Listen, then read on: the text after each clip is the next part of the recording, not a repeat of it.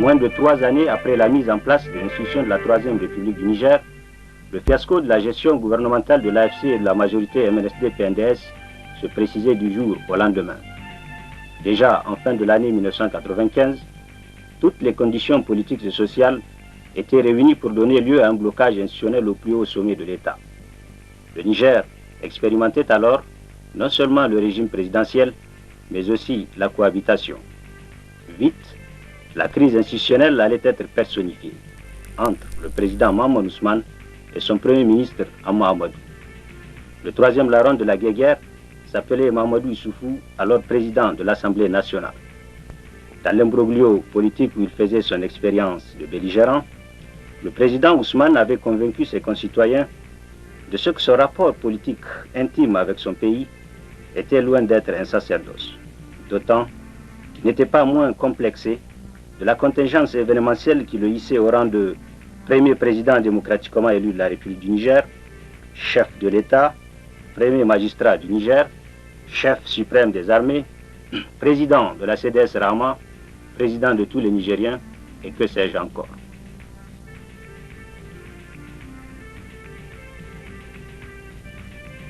Aussi devait-il initier la grève du président de la République.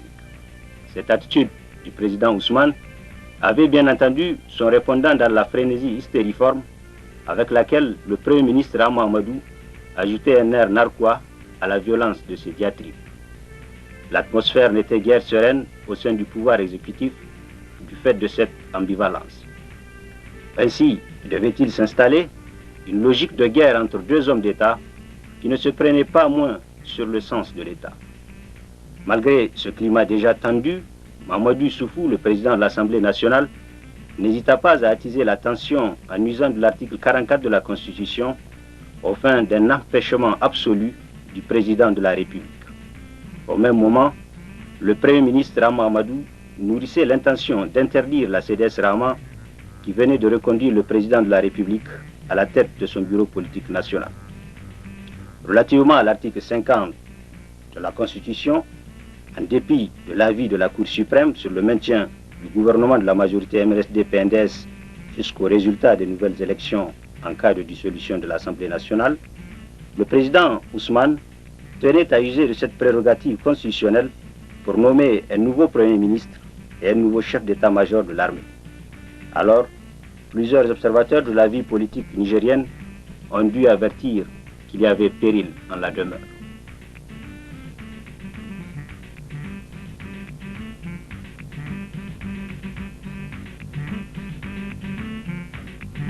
Le 27 janvier 1996, une action militaire dite de rectification va se faire le porte-voix d'un nouveau langage. C'était pour mettre un terme à la logorée politicienne et circonscrire les ardeurs bellicistes d'une cohabitation suicidaire. À l'épreuve des faits, la classe politique nigérienne se compromettait déjà de jour en jour et dangereusement. Sa compromission puis son échec vont susciter la manifestation des vérités du Conseil de salut national. Le CSN crée alors le cadre d'un débat politique nouveau, le débat dit de toutes les espérances. Et l'adhésion populaire aux ambitions du CSN était massive et manifeste. Un forum national devait même être convoqué aux fins de doter le Niger d'une nouvelle constitution où allait être retenu le principe d'un régime présidentiel. Dans la nouvelle perspective qui se créait pour le Niger, il devait s'agir pour le CSN et son président, le colonel Ibrahim Menassara Baré, de recréer la cohésion et la solidarité nationale dans un pays resté déchiré depuis la conférence nationale. De refaire la paix au bénéfice des Niger alors installés dans une logique de foisonnement et d'affirmation des rébellions et des banditismes armés. De dépolitiser l'administration infestée par les nominations partisanes et accablée par l'exclusion des cadres opérés dans le contexte de la Troisième République. De refonder l'unité nationale mise à rude épreuve par l'existence de plusieurs forces centrifuges et de ressusciter l'orgueil national en mettant l'accent sur le patriotisme et les vertus du travail. Ce sont là autant d'intérêts majeurs que d'objectifs nobles et d'actions louables qui devaient conférer tout son prestige à l'œuvre du général Barré et de la 4e République. Et les Nigériens peuvent encore garder en mémoire la main toujours tendue du général président à toutes les rébellions armées au Niger, à toute l'opposition politique à son régime, à tous ceux qui voulaient aider l'État nigérien à sortir des sentiers battus.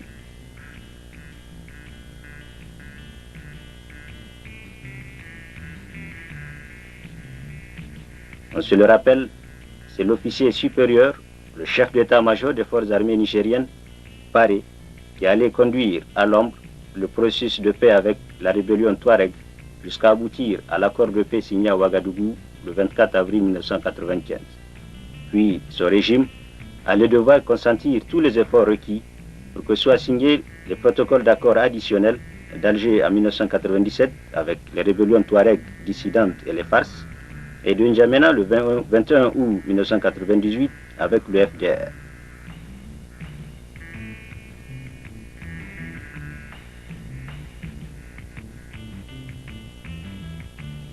Tous les accords de paix portaient sur 4 engagements majeurs, à savoir la décentralisation, la gestion de la sécurité dans les zones touchées par les conflits, le développement des régions affectées par le conflit armé et l'intégration, la réinsertion socio-économique des ex-combattants et le retour des populations dans leurs régions qu'elles avaient alors désertées. Aussi, le président Baré persistait-il à croire qu'un accord avec l'opposition politique à son régime et l'organisation d'élections locales était indiqué pour asseoir définitivement la stabilité sociopolitique dont le Niger avait un si grand besoin. Par ce fait, son régime a dû mettre en œuvre pas moins de 5 lois relatives à la décentralisation. Cependant, ni l'accord de juillet 1998 avec l'opposition, ni les élections locales de février 1999 n'avaient suffi à contenter le FRDD et la FDS. Le régime du président Baré a été aussi et sans doute austère, mais il l'était au plan économique, et l'austérité était d'autant nécessaire et recommandée qu'elle devait entraîner l'amorce du redressement économique. C'était dans un climat d'hostilité manifeste, soutenu par certaines forces sociales et par l'opposition politique, que le pragmatisme et l'efficacité caractéristiques du régime Baré allaient lui commander d'engager des réformes structurelles hardies pour réaliser son programme de relance économique et financière. À cette époque, l'on pouvait encore se souvenir de ce que, depuis 1983, aucune loi ne réglementait la gestion du trésor national. Aussi, la Banque mondiale et le FMI avaient-ils dû refuser tout soutien aux différents programmes présentés depuis 1990 par les gouvernements successifs du Niger. Le soutien n'était donc ni au programme de relance économique, ni même au programme dit d'urgence. De 1990 à 1996, le Niger était mis en observation par la communauté financière internationale, faute de cadre macroéconomique viable. La seule aide qui s'est ponctuellement manifestée était inscrite dans la parenthèse des crédits d'ajustement généreusement octroyés en 1994. En 1994, justement, le ratio masse salariale recette fiscale avait atteint le chiffre invraisemblable de 101%. Le Niger n'avait encore rien pu faire. Il fallait attendre la date du 12 juin 1996 pour voir le FMI et la Banque mondiale prendre la décision de le soutenir. C'était certainement en reconnaissance des efforts engagés depuis 1995 et renforcés en 1996 par les décisions courageuses prises par le nouveau chef de l'État, le général Ibrahim Baré Menassara.